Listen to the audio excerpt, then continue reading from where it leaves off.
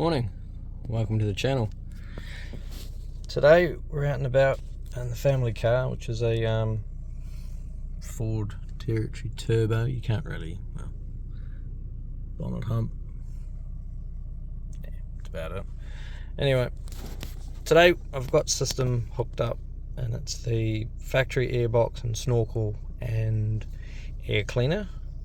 We're going to go for about a 300 kilometre road trip to a drag strip in Miri, and when we get there we're going to do some runs, and then I'm going to modify the airbox and install a K&N air filter, and then do some more quarter mile runs to get a before and after test on what you can do to an airbox, and what airbox, when you change your airbox, what improvements you get out of performance.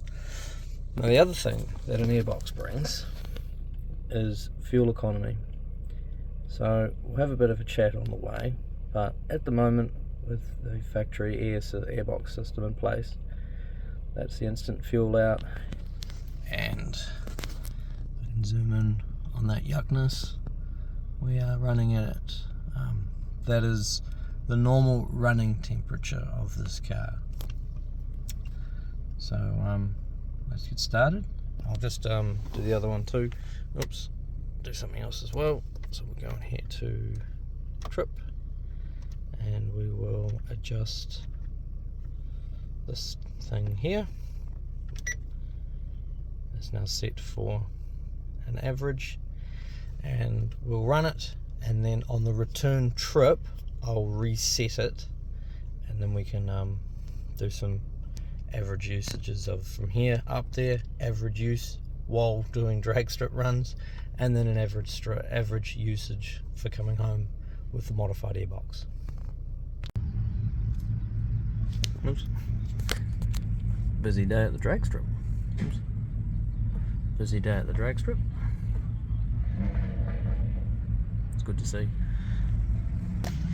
Water bag. So close to 300 k's is said, and an average speed of, well, average fuel usage of a very shiny day today, 11.7. So I'm going to reset that now, because we're just going to potter around and chew gas and go down the strip, so that'll become our new average. And in that time I'll get out, change the airbox, and yeah, get some times and do some quarter mile testing.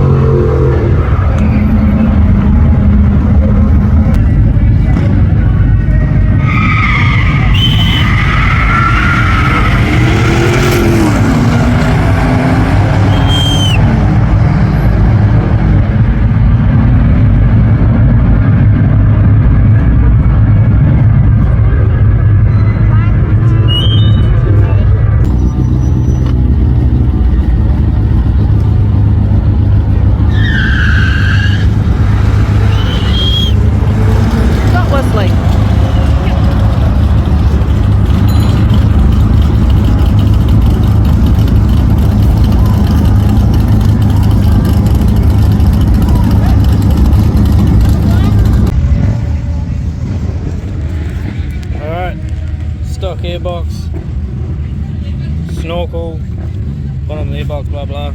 Alright, this is going in and modifying the airbox. It's already pre-made, I've put it back in and taped it back together, so I'm just going to take it apart. Airbox, it's just basically here.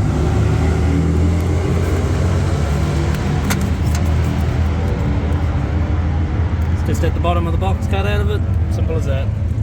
And where is it? K&N filter goes in there.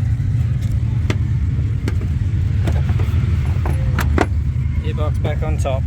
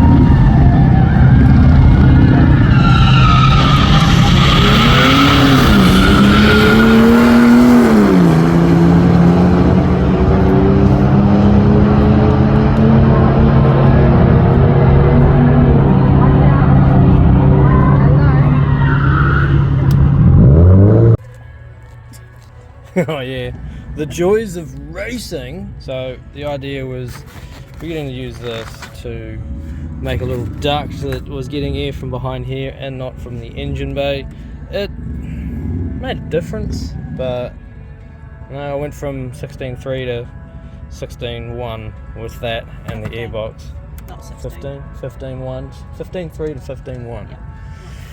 So anyway, before we start our trip, I mean, drag strip you can kind of get away with this because it's a short trip and there's fire extinguishing stuff nearby. We try and do this stuff on the road, you'll wind up having a fire, so I'm taking it off.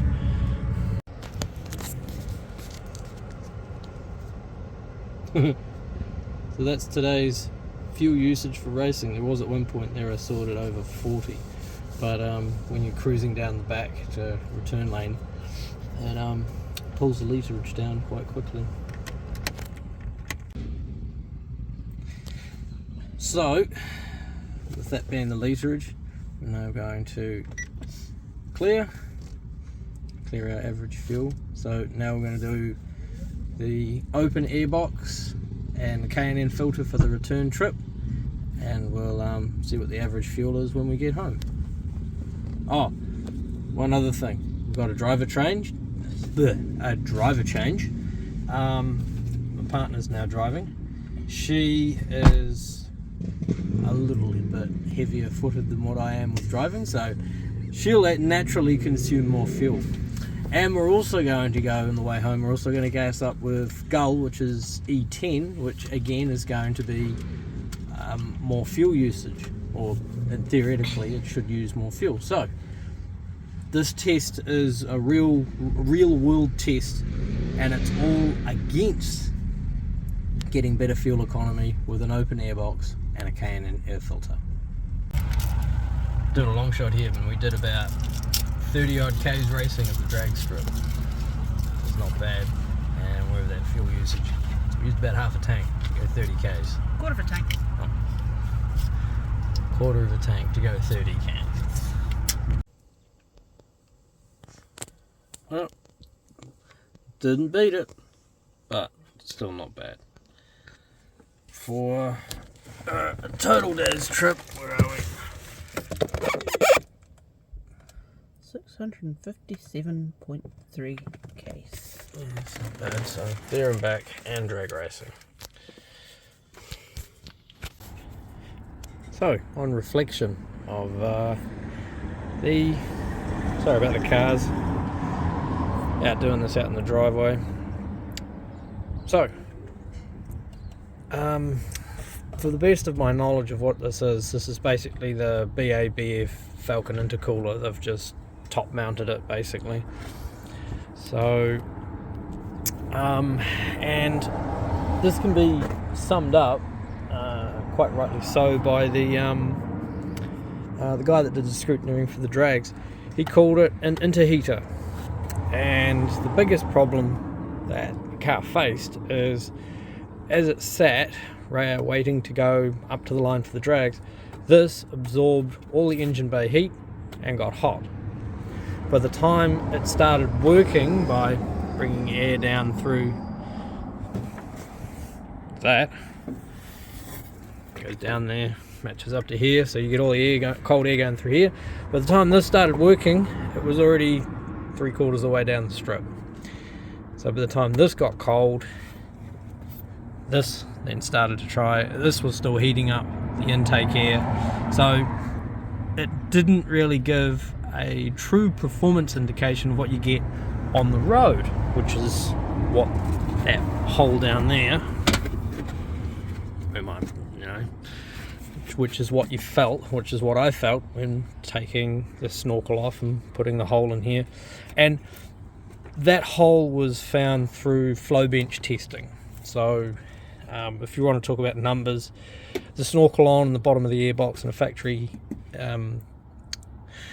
air cleaner was about 750 CFM. You take the snorkel off, it went to 850, cut the hole in the bottom, and you're getting up to 1,000, where just the airbox alone was, I think it was just under 1,100. I need to go and have a look at those numbers to get them exactly, but it'll give you some idea. And with Airbox and the K&N, it was about 1070, so you lost 30 CFM just by putting the air cleaner in, where I think the paper one you went down to about 900. So give us some give or take. So my missus has given me that she doesn't want a front mount, so she doesn't want the intercooler under here. She wants to keep her scoop and keep this up top.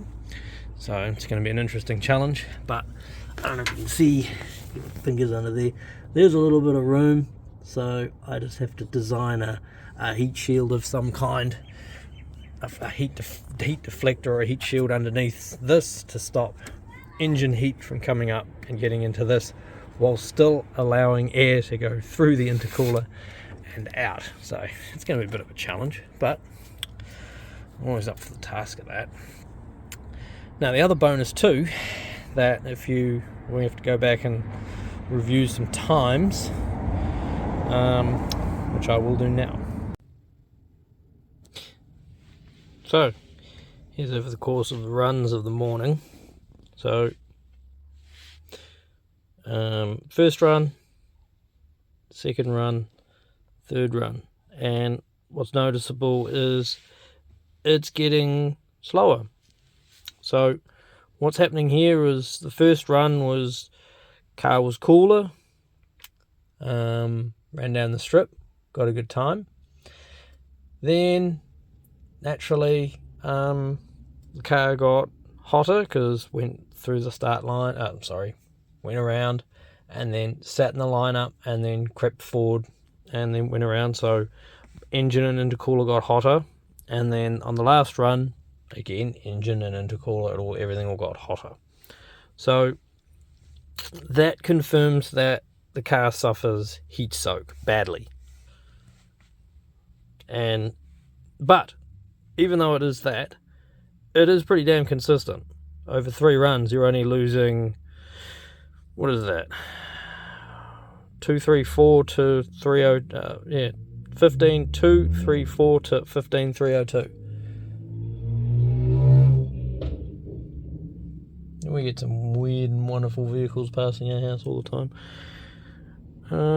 Yeah.